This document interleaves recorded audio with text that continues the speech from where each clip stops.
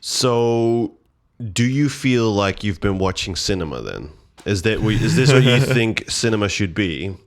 I mean, yeah, I do actually. Like, for me, I still want to see something like beautiful shots, and I like to see a story. Like, I mean, this one here was really hard for me to follow. I like it. It was kind of about some like real things, a little bit fictionalized as well as I guess, and things that we don't know for sure. But like, yeah, I don't know. I'm not. I kind of like. I went 3 hours through this with about the same amount of enthusiasm as sometimes, an hour 20, like a 120-minute flick will turn me off a lot faster when it's, like the Terminator, for example. Right. Like, I got bored faster in Terminator, even though it was shorter and more direct.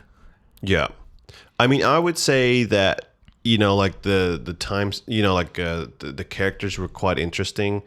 They were fun to watch, and there was a lot of time spent to kind of explain the characters, and I think that's definitely what I'd love to see more in movies, and I think what you could describe as cinema. Yeah, like in that thing, I just like, sorry to cut you off. It's just like, this is when I think of like superhero films and stuff, I kind of think that like an actor is the face of that character because that's their face, is their likeness. But I don't think there's a lot of superhero characters that benefit from the particular performance of an actor. Right. Whereas like, you get something like this, it's like, I don't think anyone could have played the version of Hoffa that like Al Pacino did. Good. Like the way he has his little rage tantrums and how he classic Pacino as well. Yeah, classic Pacino, and how he just he won't let like things go. He's super arrogant. Like it was a performance more than just what he looks like. Yeah. Whereas I think like superheroes, it's not really a lot going on. It's not character acting. It's not character per se. Yeah, it's like your face is. When someone sees Thor, they're like, that's Thor. Like regardless of.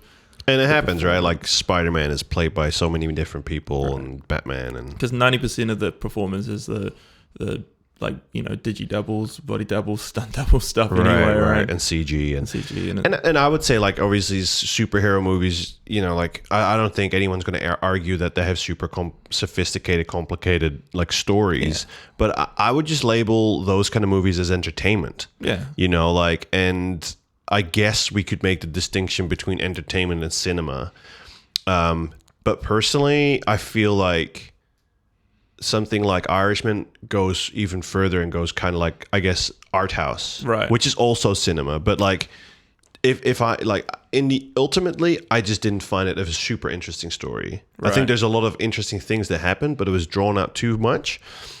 And Jimmy Hoffa, like ultimately, it just wasn't, like okay, he got clipped, because he didn't want to back down.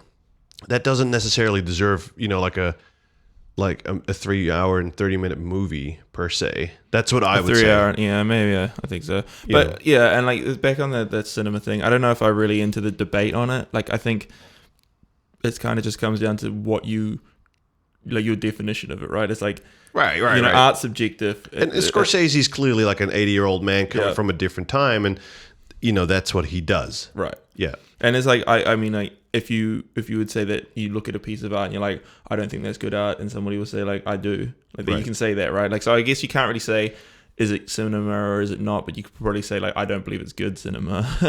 Right. And I mean, and that's all down to your personal preference. But I mean, it's filmed and it's put on a screen, so they got it. I guess that it's a movie. It's a movie. But and like if you look at the box office, and I'm a little bit sad, but like if you look at the box office, it's obviously the Avengers and the Marvel movies and the Disney movies that bring in the most, the Star Warses and stuff that bring in the most money. Right. Like, so yeah, but I mean, like Burger King makes the most like fucking money in the restaurants, but you wouldn't call it fine dining, right? No, but like it makes more sense that you want to make more. But it makes more sense you want more Burger Kings, right? True. Like what I mean, and like and a lot of people still go. Yeah. Yeah. No one's saying there's nothing wrong with it, but it's just like it's not a Michelin. You wouldn't. I don't know. I would be like, you wouldn't equate a Michelin star chef to like someone flipping burgers at Burger King. Not that I mean, like there's a bit of a massive generalization, but it's. I feel there was definitely a time where fine dining was more accessible, and cheaper. You know what I mean? And now, it's so easy to get your Burger King meals. That's just kind of like what people are going for, and it's like it's tasty and it doesn't cost much. Yeah, I mean, it's tasty and you can get it quickly. Yeah, exactly, and there's lots of it. It satisfies you fast and you're off, and then and so it makes sense how it all works out. Like obviously, you want to make, like, it's a money making business. Right. I just feel like maybe 10, 15 years ago, there was a time where there was more original content that was maybe focused a little bit more on character and story development, where visual effects was a little bit more expensive, and it wasn't so much about you couldn't lean on it as much. Extravaganza. Yeah, exactly. It was not so much about spectacle. Like it was, I guess movies are always a little bit about spectacle, but not in such a grand scheme as it is today. And I'd like to, personally, I feel the balance is a little bit lopsided at the moment.